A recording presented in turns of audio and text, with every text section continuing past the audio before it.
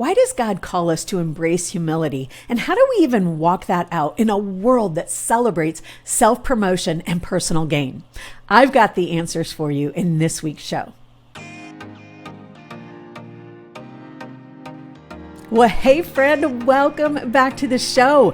Happy Friday. I hope you are doing well. So listen, today's episode, I'm excited to dig into it. We've got so many lessons that we can learn about humility from Jesus. So we're going to dig into the life and teachings of Jesus. And the thing that's so cool about this episode is this is actually the wrap-up episode, our final episode in a 4-part series on humility. If you have not watched those, be sure to go back and listen to the very first episode in this season. And then, come on along with me as we take this ride. So listen, let's do a quick recap of what we've learned so far in this series. In part 1, we learned why humility is so important in our life. In part 2, we uncovered the humility that Mary demonstrated as Christ's mother. In part 3, we unpacked how Daniel humbly refused the rewards offered by King Belshazzar to carry out God's calling. And in our final episode in this season, we're going to, as I mentioned, dive into the life and teachings of Jesus and uncover what it means to truly be humble. Now, here's the thing that I want you to understand is that, there's so much that we can learn. There are so many lessons that we can learn from Jesus throughout the New Testament, and just the way he carried himself, the way he, he didn't come as what most of us would think of, what most of us expected. And we know that in the New Testament, we see that over and over and over again, where people were expecting him to come and, in this certain way, quote unquote. And what we see instead is that Jesus comes as what's called the suffering servant, right? We hear him referred to as the suffering servant. And so we're going to tackle that and dive into it in this week's episode. Now, here's what I want you to really understand before we get into this. A life of humility is more than just copying the actions of Jesus. It's more than just, in our previous lessons, more than just copying, the habits of Mary and Daniel.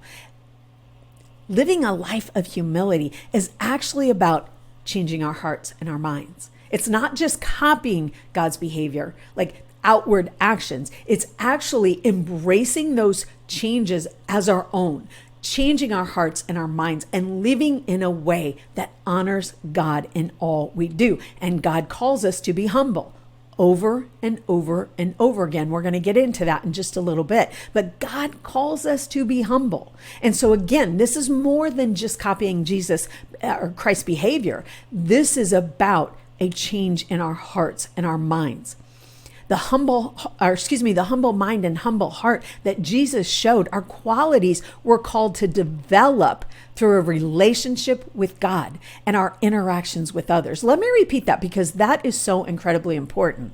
The humble mind and humble heart that Jesus showed are qualities we're called to develop through our relationship with God and our interactions with others.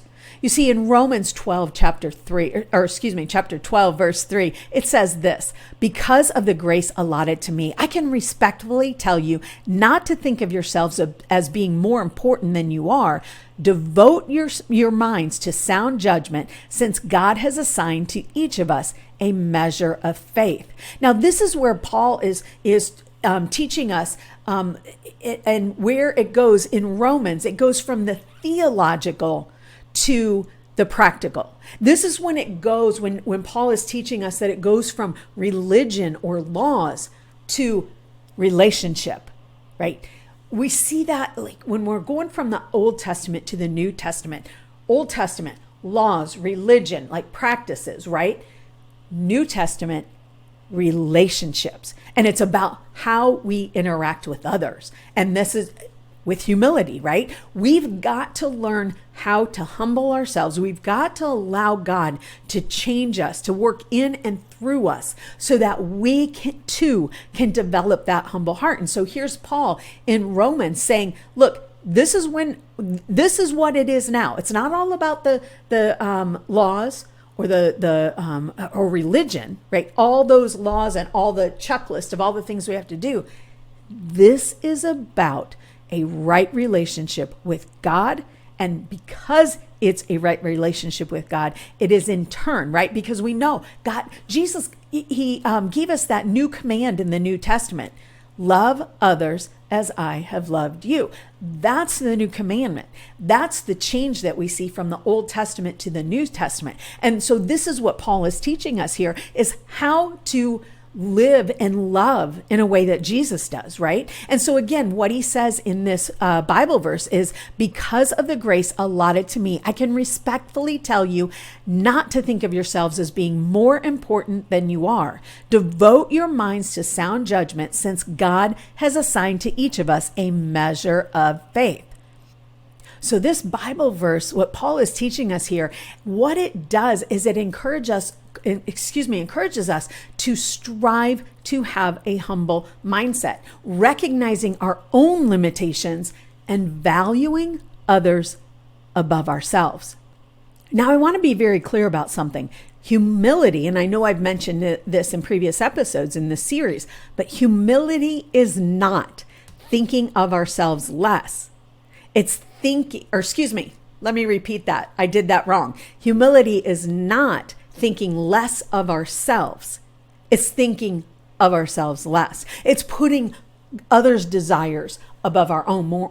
Most importantly, putting God's desires above our own. And when we do that, when we walk that out and we learn to foster a spirit of humility, what we're doing then, by walking that out, we're obeying God's command to be humble.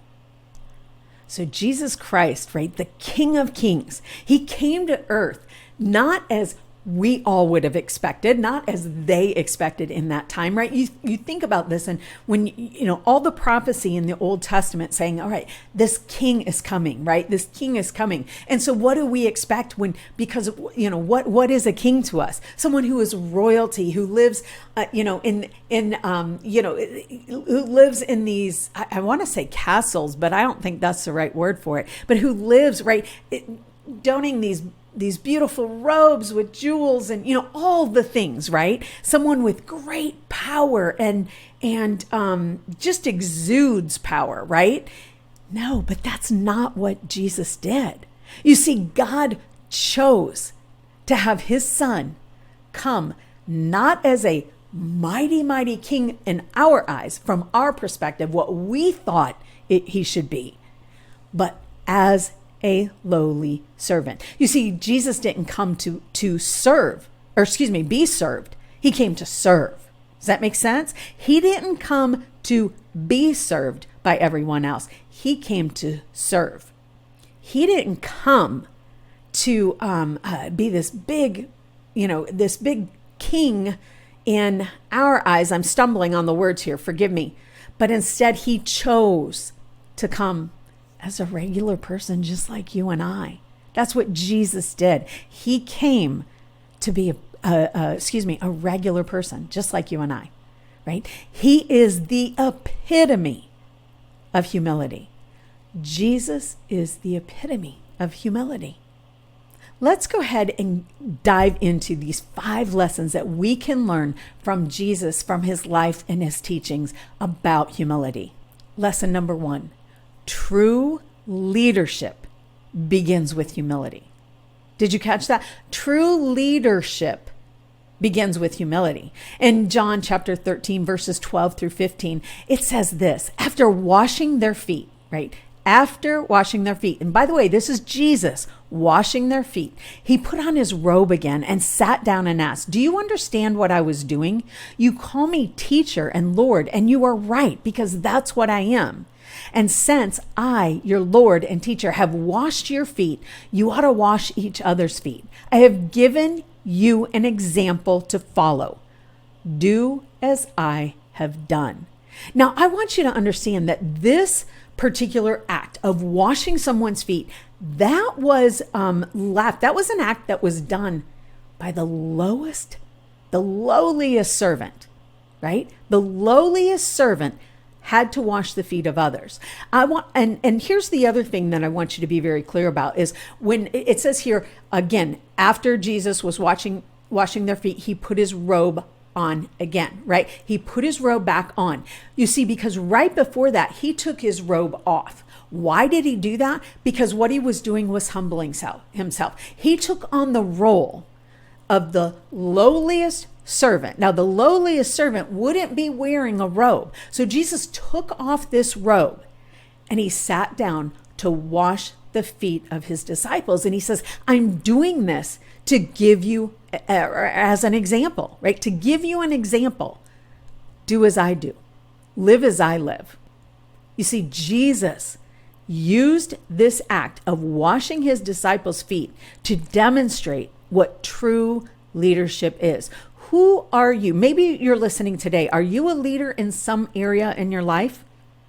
Are you demonstrating humility like Jesus, like he did when he was washing the feet of his servants?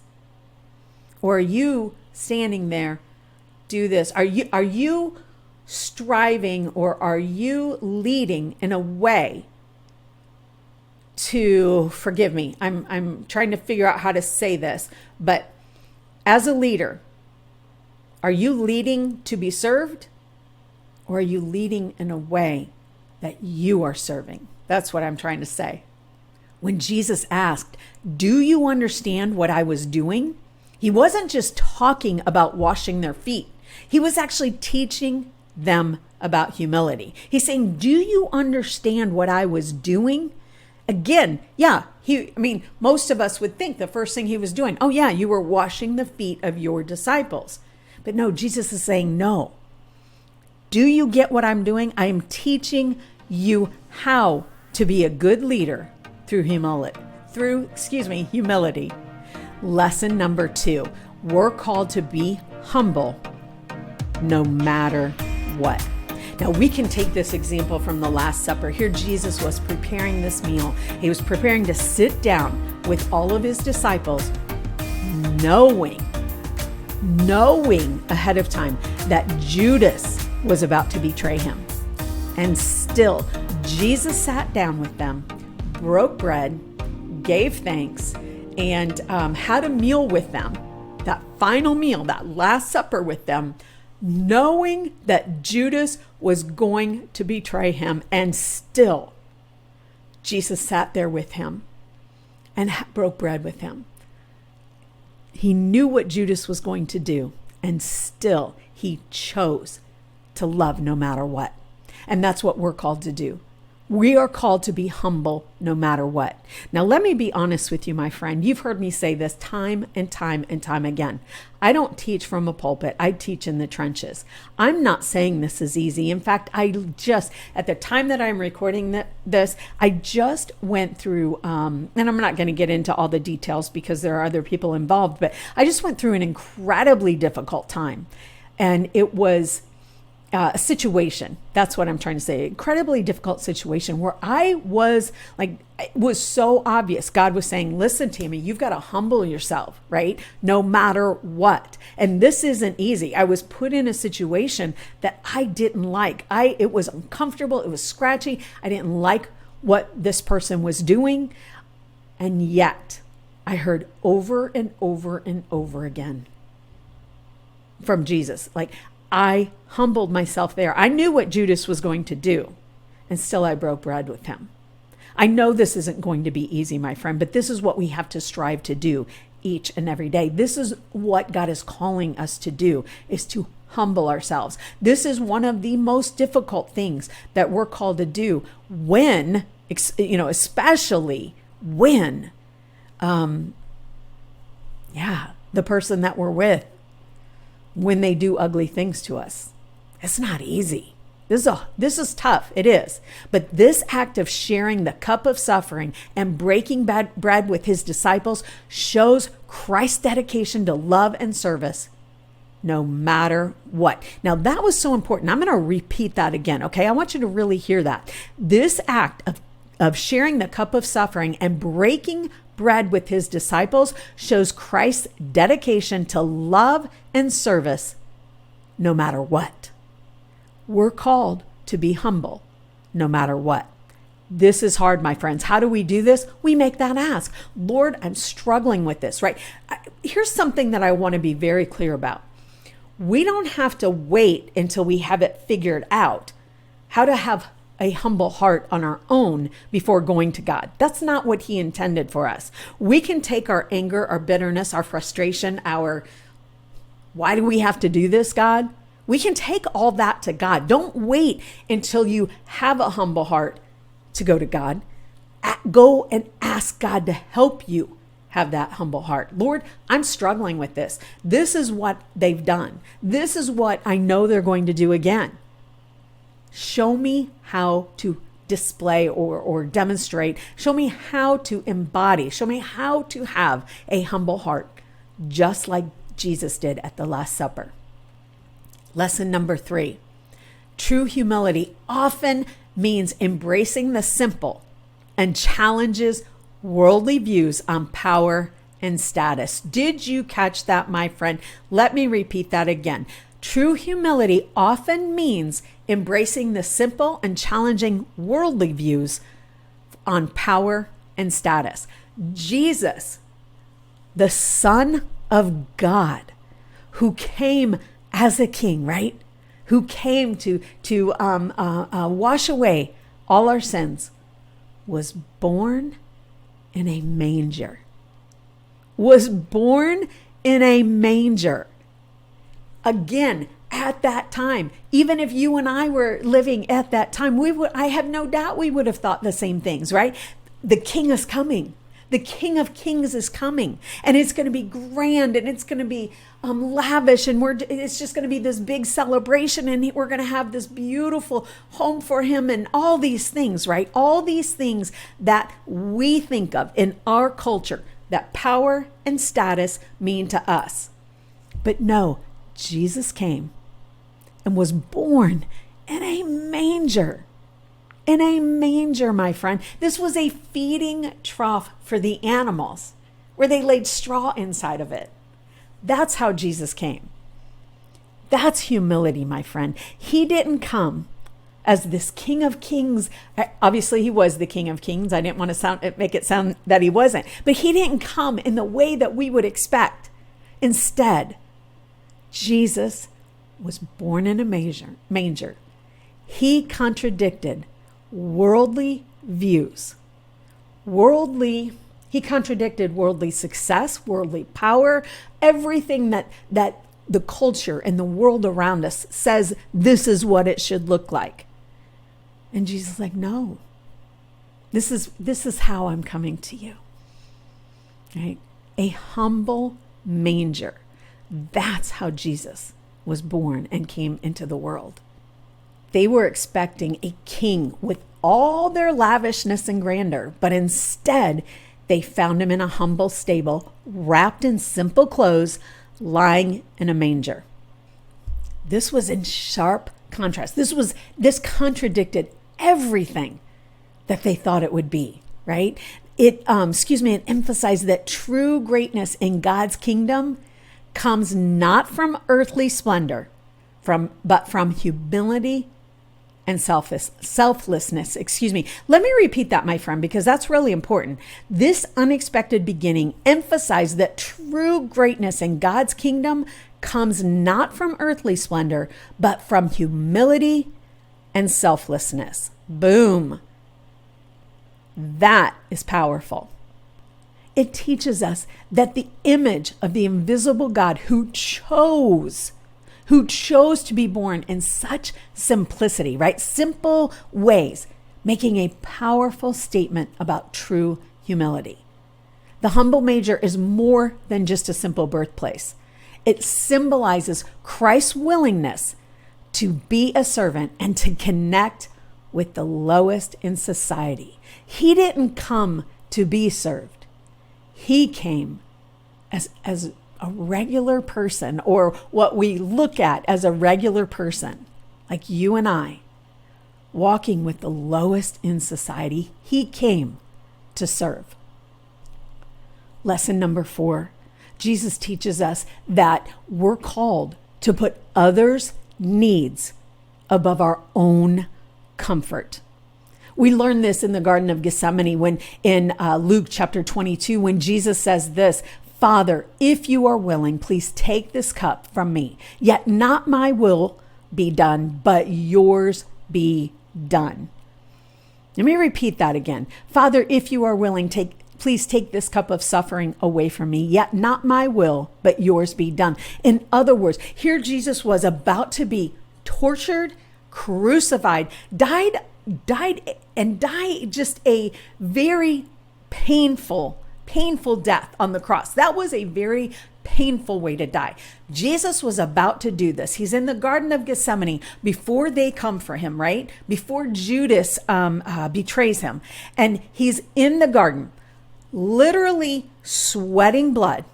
By the way, this is a medical condition. When a person is under that much stress, you can actually sweat blood. So here he is in the garden. He's crying out to his Father. And he says, Lord, take this cup of suffering away from me, right? Father, take this cup of suffering away from me. Yet he says, not my will be done, but yours, which teaches us that even above our own comfort, we're to put others before our own, others' desires before our own. Is this easy? Absolutely not.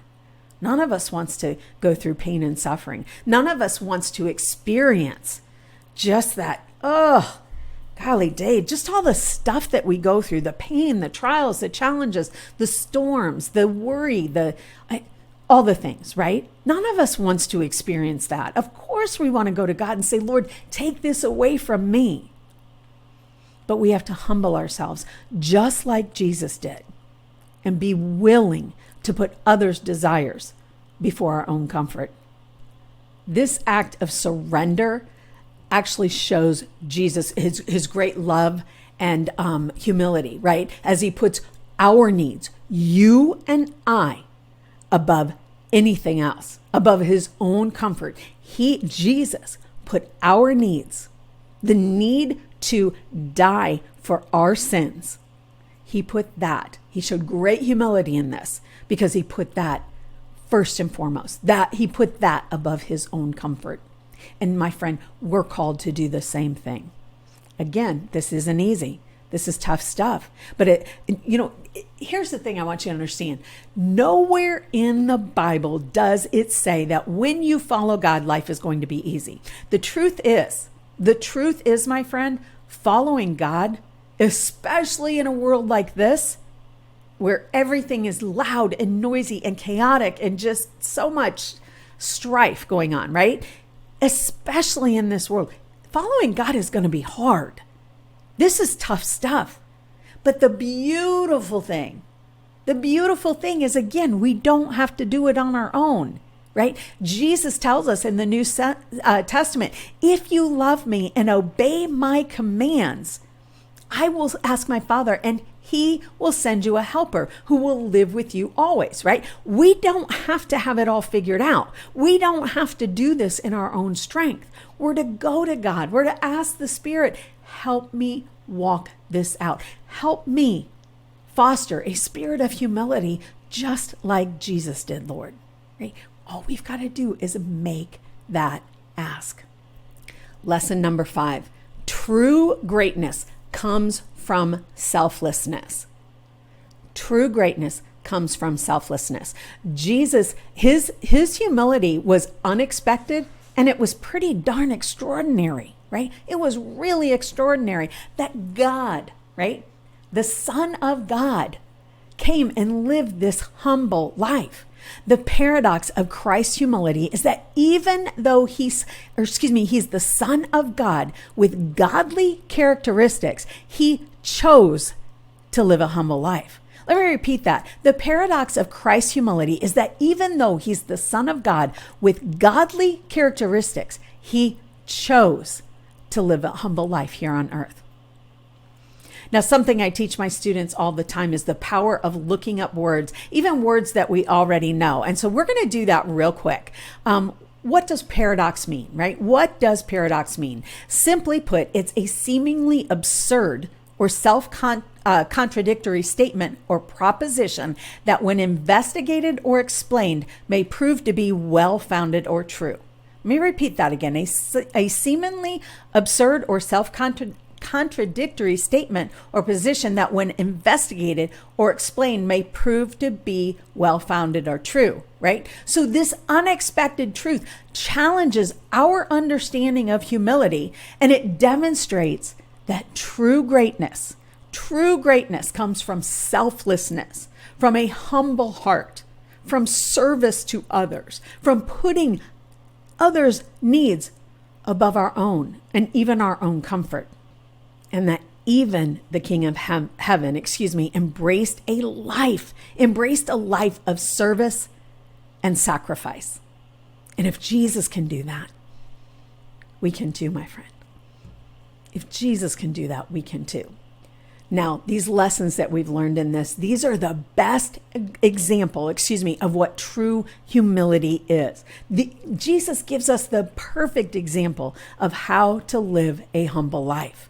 This is what I love so much. I just said just a moment ago, he's given us the power of the Holy Spirit. He's given us the Holy Spirit to be able to walk these things out. And this is what I love about Jesus, and our Father, that He loves us so much. They know how hard it's going to be to walk these things out. And yet they're like, you know what? I did it too. I came here, I did it, and I'm with you, and you can do it too. Let me help you do this. There's just so much love and compassion from our Father that He's like, you know what? I'm asking you to do these things, but I'm not asking you to do it on your own. I'm asking you to just lean on me, right? Allow my Spirit to work within you. That's a deep, unconditional love that we have. None of these things that He's asking of us, not one thing that God asks of us, is meant for us to do it on our alone. It's not meant for us to go out and achieve these things. Rather, we're called to receive them.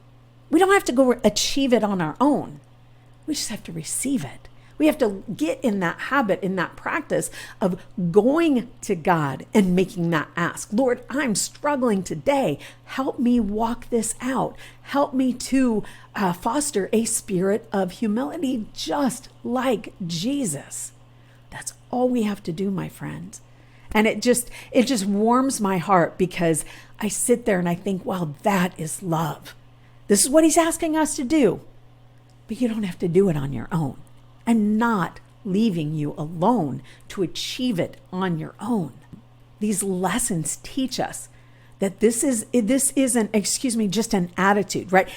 Having a humble spirit is not just an attitude, but a way of living. In Matthew chapter 20, verses 26 through 28, Jesus teaches His disciples about real greatness in His kingdom, saying this: whoever wants to become great among you must be your servant, and whoever wants to be first must be your slave, just as the Son of Man did not come to be served, but to serve, and to give His life as a ransom for many. Here's the thing, my friend. We live in a world that screams one man for himself, right?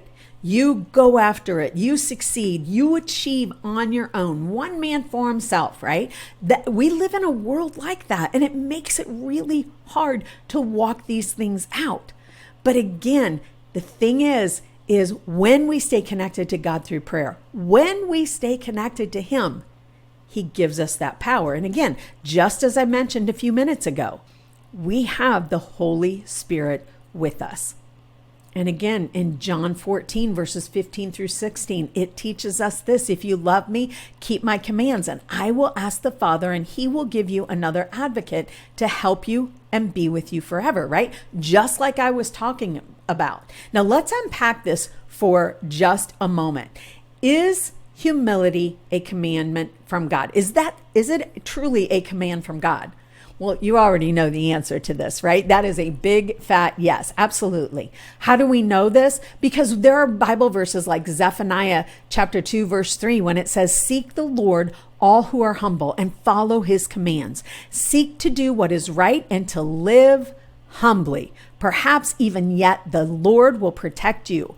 Protect you from his anger on that day of destruction. And then we have 1 Peter chapter 3, verse 8, when it says, finally, all of you, be like-minded, be sympathetic, love one another, be compassionate and humble. And then we have Matthew chapter 18, verse 4, where it says, the greatest person in the kingdom of heaven is the one who makes himself humble like this child. Right? We all want to get to heaven and say, well done, or hear Jesus say, well done, good and faithful servant, right? And if we're going to do that, we've got to follow his commands. And these 3 Bible verses, there are so many more in the Bible. You can look it up, do a quick Google search, Bible verses on humility.